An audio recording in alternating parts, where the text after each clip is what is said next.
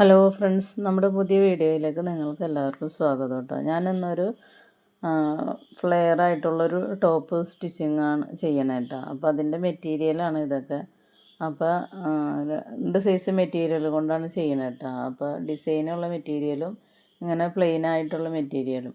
അപ്പോൾ നമ്മൾ piece cut ചെയ്ത് ഇട്ടാണ് ചെയ്യണത്. ഇത് ലൈനിങ് ആണ് കേട്ടോ. അപ്പോൾ എടുക്കുന്നത് നമുക്ക് പ്ലെയിൻ മെറ്റീരിയലും കൊടുത്ത് ഡിസൈൻ മെറ്റീരിയലും മിക്സായിട്ട് പീസ് കൊടുത്തിട്ട് ചെയ്യാനാണ് ഉദ്ദേശിക്കുന്നത് കേട്ടോ. അപ്പോൾ ഈ പ്ലെയിൻ മെറ്റീരിയലിൽ ഷോളും ചെയ്യാനുണ്ട്. അപ്പോൾ ഇത് ഈ ലേസ് ഷോളിന് കൊടുത്തിട്ട് ചെയ്യാനുള്ളതാണ്. അപ്പോൾ നമുക്കിത് ചെയ്ത് എടുക്കുന്നത് കാണിച്ചു തരാം കേട്ടോ. ചെയ്തെടുക്കുകയെന്ന് വെച്ചാൽ ഞാനിതിൻ്റെ ഷോള് ആദ്യം തന്നെ ഈ പ്ലെയിൻ മെറ്റീരിയലിൽ ഷോള് ആദ്യം തന്നെ ചെയ്തെടുക്കുകയാണ് കേട്ടോ.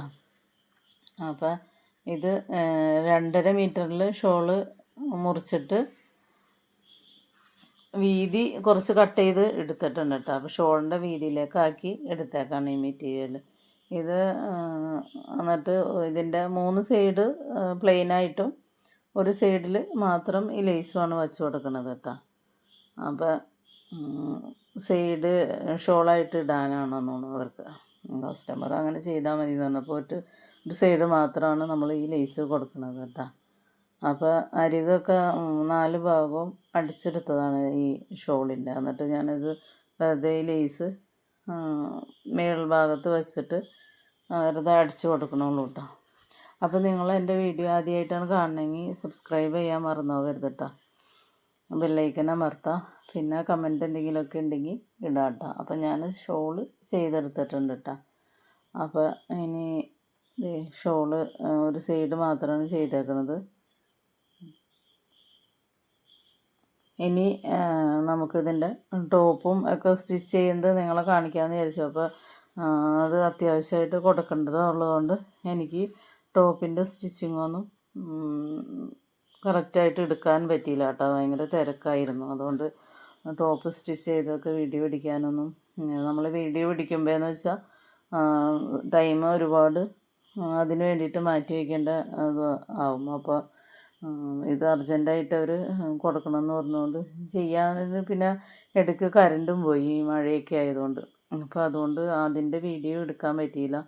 അപ്പോൾ അതൊരു ഇതാണ്. അപ്പോൾ ഞാൻ ഷോളിൻ്റെ അടിച്ച് കാണിച്ചത്. അപ്പോൾ ഞാൻ നിങ്ങളെ എല്ലാം കാണിക്കാമെന്നുള്ള രീതിയിലായിരുന്നു. പക്ഷെ അതെനിക്ക് പറ്റിയില്ല കേട്ടോ. അപ്പോൾ അത് നമ്മൾ അടിച്ച് കഴിഞ്ഞിട്ടുള്ള ഇതിൻ്റെ ലുക്കാണ് ഈ കാണുന്നത്. അപ്പോൾ ഇത് ഇങ്ങനെയാണ് അടിച്ചെടുത്തേക്കുന്നത്. സെൻറ്ററിൽ